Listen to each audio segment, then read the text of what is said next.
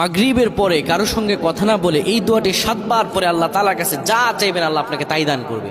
অভাবে আছেন, ঋণগ্রস্ত আছেন, মাথায় টেনশন, ঋণের বোঝা, বাড়িতে থাকতে পারতেছেন না, আল্লাহ সব আপনার পেরেশানি দূর করে দেবে ইনশাআল্লাহ, যদি আপনি আমলটি করতে পারেন। আমল মানুষের জীবন বদলিয়ে দেয়, আমল মানুষের জীবনকে পরিবর্তন করে দেয়। আল্লাহ তাআলা আপনার সব দোয়া কবুল করে নেবেন ইনশাআল্লাহ।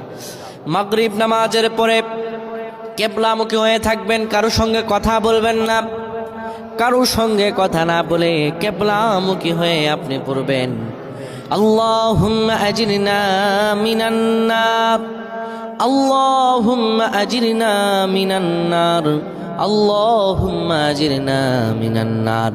যদি এটি আপনি মাগরিব নামাজের পরে কারো সঙ্গে কথা না বলে পড়ে 7 বার পরে 2টি হাত তুলে আল্লাহর কাছে দোয়া করেন, আল্লাহ জাহান্নামের আগুন থেকেও বাঁচাবেন এবং আল্লাহ আপনার সব দোয়াগুলো কবুল আর মঞ্জুর করে নেবেন। আল্লাহুম্মা আমিন।